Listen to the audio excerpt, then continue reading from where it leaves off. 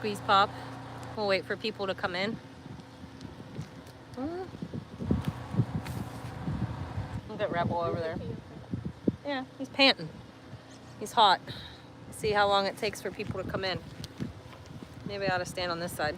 Which side's my better side? This side? Yeah. Nobody's in yet. Okay. I'll give it some. Let's I'm trying to share. Yeah, it's crappy. I don't know how I would copy it from here. Oh, there's somebody coming in. It just takes some time. Hi, everybody. I don't know if the comments will pop up either. So, okay, they come. Hi, guys. Hi. We're just waiting for everybody to come in. I can't post videos right now because we are in a power outage. So I figured live would be the best way to do it. So I'm just gonna wait for some people to come in and then we'll say hi and catch up. Don't mind my wet hair. Just washed it in the sink with some cold water. Yay! Hi, thank you. Yeah, so we decided just to pop on here and do a live because we don't have power, so I really can't edit my videos unless I went somewhere, and Is that red out? I'm not gonna bother with that. Go check. Okay. So we are obviously in Western Pennsylvania. I think many of you know that, and we are right in the heart of the worst of the power outages. We're not supposed to get power back until at least Monday, hopefully sooner than that. They sent in the cavalry, so you know we have power companies from I think Michigan and Illinois and Iowa. They all showed up, so they came last night at the Pittsburgh Mills, which is where we go to like Lowe's and stuff, and it's just about 45 minutes from here. So they all showed up, and hopefully we'll get power back soon. But if I'm being completely honest with you, and I'm sorry, you probably hear our generator in the background. I tried to move a little bit away from that, but let me know if you can hear us okay. But you know, I actually am not minding not having electricity, and truthfully, I think that at least we could live off grid, no problems. It's not bothering us at all. In fact, yeah, welcome. But yeah, with this whole time that we've had no power, we got this garden pretty much planted, and the porch garden is almost planted. I still have to direct seed some things like the beans and the carrots and stuff. So, you know, but this garden bed is pretty much planted. Almost everything in my greenhouse is out of there. So let me know if you guys can hear us okay. We're just hanging out in the garden. Yeah, no power. So, Pastor Mark, we live in Western Pennsylvania, right in the middle of the hardest hit section from the storms 2 days ago now. So we've been without power since Tuesday night, but it's not a big deal. We have a generator and we're hanging out. So, you know, this is kind of why I live the lifestyle that I live, because I want to make sure that if stuff happens like this, where the power goes out, we can just continue living normally, you know, without any big problems. Okay, you're in North Central PA. So did you guys get the storms? I heard State College and stuff got hit really, really hard. So I don't know if you guys got hit there too. It was a nasty storm. Like, I thought the one that came through a couple weeks ago was worse as far as just the sound of it and the rain and the hail that came with it. This one didn't seem as bad, but my goodness, the damage around here is insane. Yeah, that other branch up there. Yeah, there's probably 7 or 8 trees down in our wooded pasture. We had to move Rebel and Mr. T out of there. So yeah, well, yeah, the phone service, so I have 5G, I have Verizon, but it's very spotty. So I could be talking to you guys just fine right now, and then in the next second it'll be gone. So that's just kind of how we've been rolling with it. It's all right. It's not bad. Fortunately, we have a generator, and you know, we could charge our phones in the trucks and stuff if we need to. So that's all good. But I just kind of wanted to check in with you guys. I haven't talked to you in a while. We've been busy around here. I made a couple videos that I'm hoping to get uploaded. Harley and I went to a horse show on Sunday, so that was fun. That'll be a video coming out soon. And then just catching you up around here. But you know, we got the garden planted. Look at all these onions, guys. I overplanted my onion bed. I don't know what I'm gonna do. I'm probably gonna have to thin those out or something and use them almost as shallots. So how's everybody, how's the weather in your neck of the woods? Are you guys doing good? Like, I know there's more storms moving through. Woo. Yeah, it's windy. I hope the wind's not too loud. I'm sorry. Gotta hold on to the phone here. Another storm. And we are expecting another storm rolling through this afternoon. Not quite as bad or almost as bad. Let me turn you around a little bit. So you're not getting so much wind, hopefully. Yeah, so hopefully this one isn't going to be as bad. Hopefully it misses us all together, because we'd like to get, we'd like for these power companies to be able to get out here and do their jobs. I feel really bad for them. They must be pretty well overworked. I have a friend that works for the power companies around here, and I saw her prior to this big storm moving through, and she said she already has 140 hours of overtime since January. Like, that's insane. And I feel bad because everybody's out there screaming at the power company to get stuff put back together, and you know, they're trying, they're hustling. All right. Oh, you're in, hi John from the UK. Oh geez. All right, and you're from Arizona, mother of Papons. I love Papons, by the way. I think they're absolutely adorable. Yeah, they're one of my favorite tiny dogs. I just love their ears. How many do you have? And so you're gonna be colder in the UK. I don't know how UK weather works. Like, do you guys get really bad storms, being as how you're on a, you know, kind of on an island? I would imagine you would get some pretty nasty storms over there. I have no idea about your climate and how it is different from over here. But yeah, so we're just kind of hanging in there. This is a really good time. Oh, you have 4? That's so awesome. Oh, I love Papillons. But anyways, yeah, this is a really good situation for people like all of us to address our weaknesses. What spots could we do better when it comes to prepping for bad situations? You know, I made a post on my Facebook page earlier about, you know, people make fun of preppers all the time until there's a situation and the preppers are just living their life like normal. And this is a good situation for people to learn from. And I've noticed everybody in my area is just doing nothing but complaining and belly aching. And I understand, like, I feel really bad. There's a lot of people that lost all their food and everything in their refrigerators and freezers. But instead of looking at things negatively, this is a really great time, anytime there's a situation like this, to look at the holes and what places you're weak so that you can build on those and make yourself stronger. So like I was saying, like, we're fairly unaffected. Yeah. I mean, yeah, it's darker than usual. I have to do my barn work a little earlier because there's no light down there. But yeah, it's a really good time to see what can be improved on. Oh, you get what's left of our storms. Oh boy. I wonder if, does the ocean make them worse, or does it break it up a little bit for you guys? It's like we're lagging a little bit. Are we lagging? How can you tell? The screen just looks Oh, laggy. I can't tell. I'm not technologically advanced I enough ain't to anywhere know. near that. So yeah, we're just hanging out. I hope everybody's doing good. So with the storms and everything, it's been rough, and I guess it's not getting any better. I did hear that RFK has somewhat addressed the cloud seeding bits. I don't know how you guys feel about that. I can see it on the daily out here, and I'm kind of glad that he's addressing it. I'm really hoping that they go ahead and ban it, because it's no good. Even if it's not cloud seeding, they're saying that they're putting the additives in the jet fuel.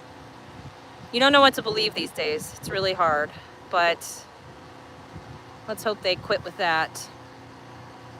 Otherwise, there's not a whole lot new going on around here. So I think we're gonna keep Rebel and Mr. T. I know I had mentioned a couple times that we were probably gonna sell them. Jeff said if I got out of cows, I had to get rid of all of them. But I think he's had a change of heart a little bit, and I think he wants to keep Rebel. And our steer, Mr. T, he should be done by the end of summer growing. And I think he wants to maybe get a couple heifers different than what we had the last time. So we'll see how that goes. All right. Oh, I see. So that's probably pretty similar. Your weather's probably, in a way, kind of similar to like ours here in Pennsylvania, because we get weather that comes up from the Gulf, which is usually very wet and kind of brutal. But we also get that cooler, cold climate that comes down from Canada. So I see what you're saying. Yeah. Yeah. I don't know. This weather is very odd. This year and last year, we've had storms that are very interesting, to say the least. And I don't subscribe to the climate change at all, but I do understand that the world's climate, the Earth's climate, has constantly changed since the creation of the planet. So, you know, I think that we're either seeing something very man-made, which I think, or we could also be seeing just shifting, which is normal for a ecosystem like this Earth. But it is a bit weird and a little unsettling, because they said Tornado Alley has shifted, and that's put us kind of in it. And we always thought we were kind of like protected being here at the foot of the Appalachian Mountains. So interesting. But let me know what's going on in your parts of the world. I'd love to know. See what's happening. We're taking this time with no electricity to be outside. We're getting gardens planted. You know, we're enjoying it. The kids bathed the horses today. Oh, thank you, essentially, Cheetah. Thank you. Yeah, I don't go live nearly as often as I should. I really should go live a lot more often, but I'm glad you're here. Northern Wisconsin. Well, I hope your back feels better. We here have a really great Amish muscle rub. I don't think they have it all over, but I wish they did, because it might help you. How hot is it? Hi, Eric. So I don't even know. It must be about 70 degrees Fahrenheit here, around there, give or take. It's very humid, so it makes it feel hotter than it actually is.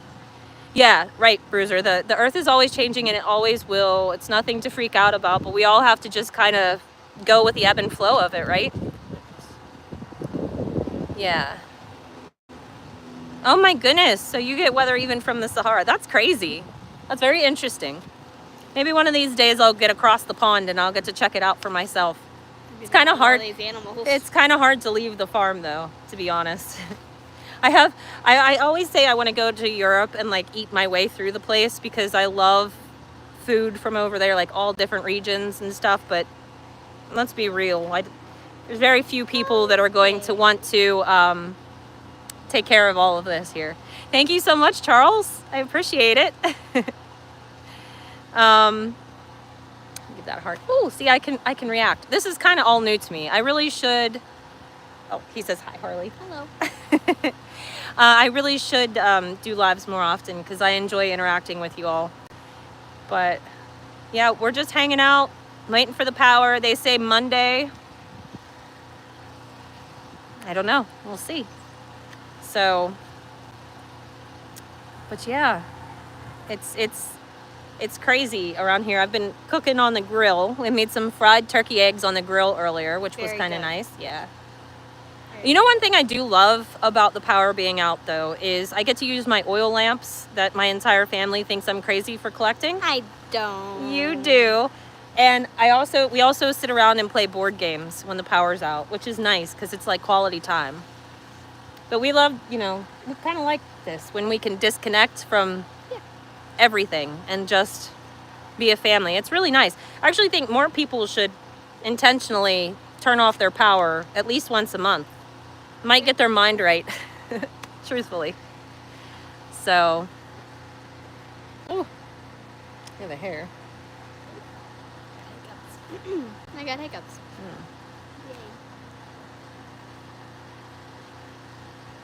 Oh, oh, that's cool. You can get to France from your house. About 1 hour. That is so cool. It always fascinates me how in Europe, you know, your countries are like our states, I think.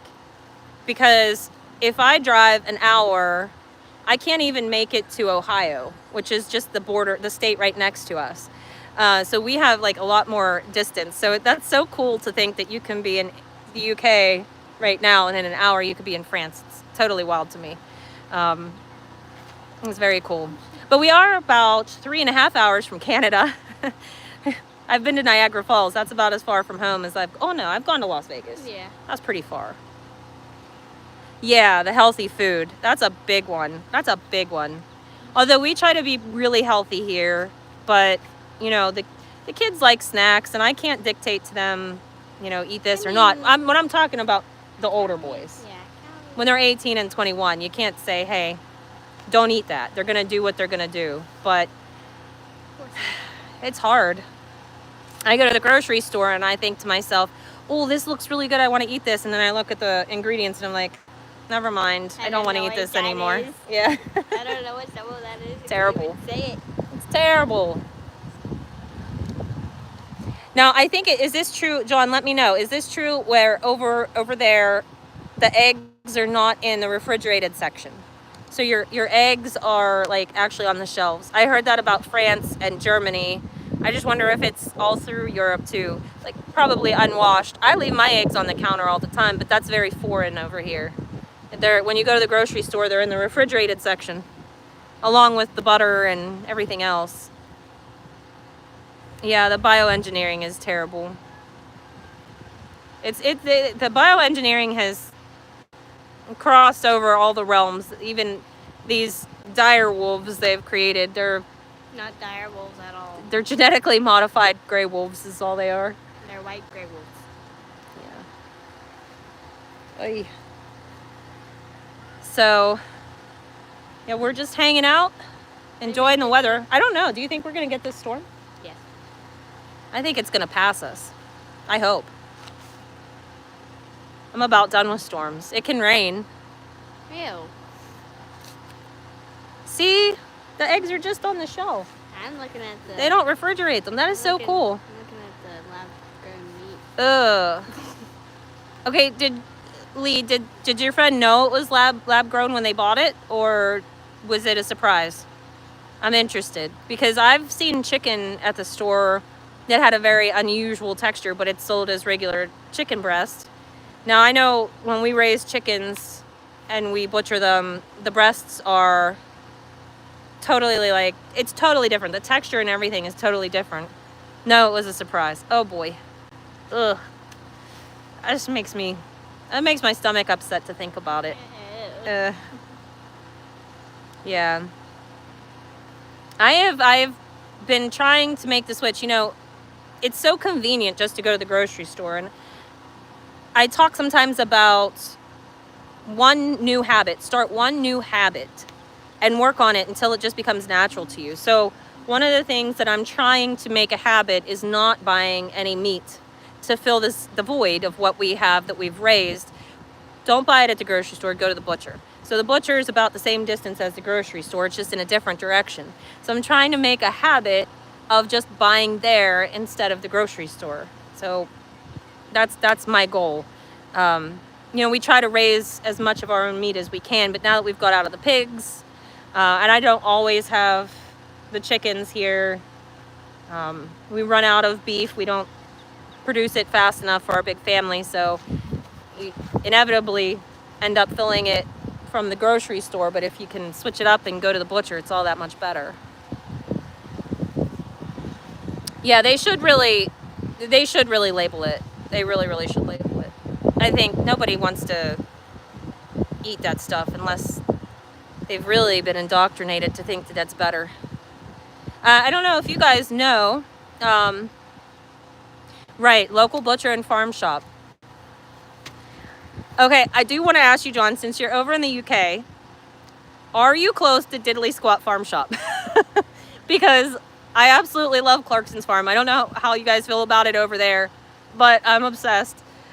Jeremy Clarkson is like He's like my alter ego, I think, really. So I was just curious if you're anywhere near there. But yeah, I don't know if you guys know, but me personally, nobody else in my family is, but I'm carnivore, on the carnivore diet because of basically like body inflammation and just aging. It makes me feel better personally.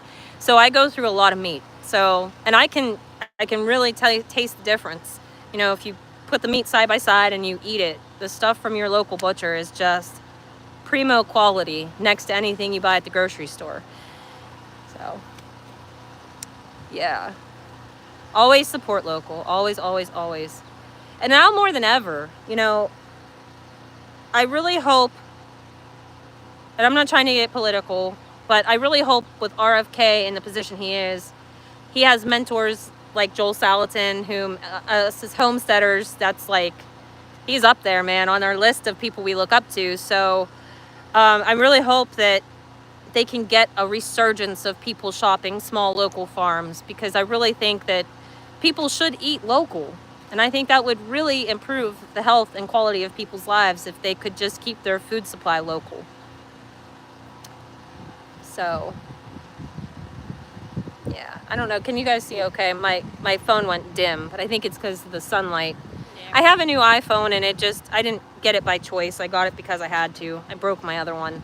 And it does weird things sometimes, like the screen goes dim if there's too much sunlight. And I don't know if I like that necessarily, but it is what it is. Yeah, local is always better. I'm sorry, I'm getting eaten up by flies. So if you see me brushing my leg, that's what it is. I was hoping that the flies wouldn't be so bad this time of year and the bugs wouldn't catch up, because it is so warm so early.